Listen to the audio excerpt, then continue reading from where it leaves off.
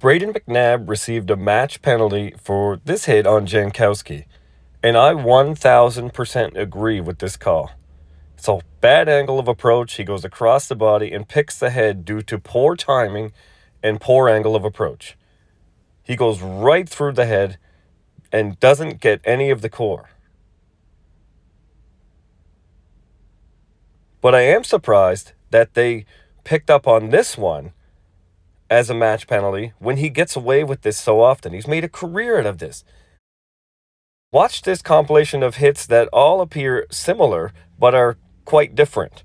The two things that are very similar are same angle of approach and the timing issue. But really, these are more high impact, more high profile, very dangerous. Because what he does is he puts himself in a spot where he lets the player believe that they have room to go down the wall, which is kind of smart, and then he stops up and steps up on them. But he doesn't actually step up on them. What he does is just flail himself about across the body and just put himself in a spot where he hopes the player's going to hit him at some point, one way or the other. So all of these look very similar, but the main difference is the timing. And it's his own fault. When it's timed right, it looks great. In this case, he happens to make really solid body contact through the core. The player runs into him. Nothing wrong there. I would say same thing here. He doesn't have as much speed. He steps into a lane and the player runs into him. That's a clean check. Same thing here. He's low, and he's on the path where the timing is right, where they actually meet at the right time. He's not getting by the player. The player runs into him, and he goes through the chest. But that's really just luck, because let's look at a few other ones. Now, there's two things that come out of timing these kinds of across-the-body checks wrong. You only have like a millisecond of time where it's the right time for contact. You're either going to be too far past the player or you're not going to have got there in time and you're not going to hit the core. It has to be timed perfectly. And there's two things that throw off the timing. One, of course, is self-inflicted. You just don't time it right. You're either too early or too late, and the moment for contact has passed. The other thing that throws it off is when the player tries to avoid the check and shifts his position or his path of travel to a point where you're no longer on the right trajectory to make contact. So in this case, the Montreal player Suzuki actually does shift towards the middle a little bit.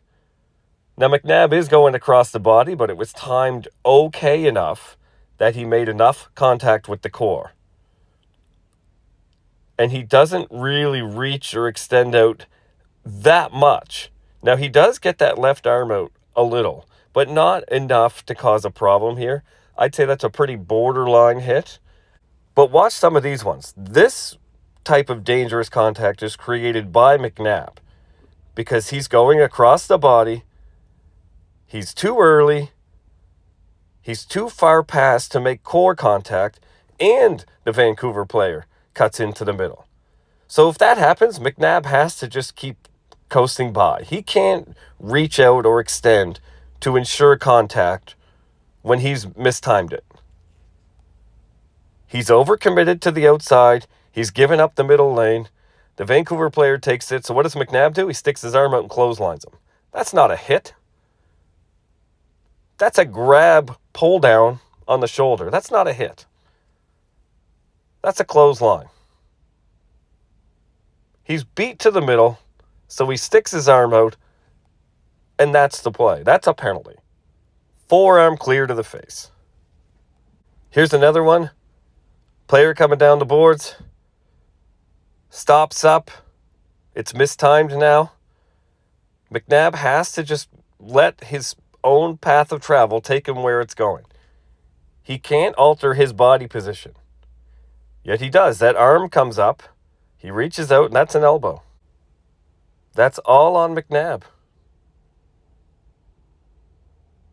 You can't use your arm like that.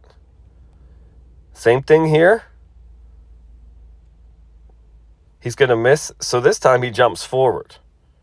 Watch his body change. he needs to start going forward in a hurry, or he's just going to keep going and his butt's going to hit the blue paint where the boards are, where the blue line is. So he launches forward and drives up. That's shoulder to head. That's not on the Blues player. That's on McNabb. Driving that shoulder up, exploding up into that contact. And of course, this famous one on Kuznetsov.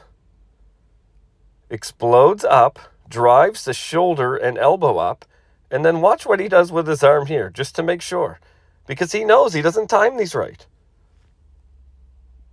He sticks the arm out to make sure that player can't cut to the middle because he overcommits and he makes himself big, which is what you're supposed to do as a defender, but not what you're supposed to do according to the NHL rulebook. Like, that is not a proper hit. It's ridiculous. So if you go back to this most recent one on Jankowski, this match penalty, the head contact is created by McNabb and no one else. This is the exact same approach to hitting as the other ones that McNabb has, except it's just at a little slower pace for him because he goes from standing still to in contact. But it's the same poor angle of approach and the same dangerous timing aspect where it has to be at the right moment or not at all. And unfortunately, he forces contact because he's already overcommitted, even when contact is no longer an option.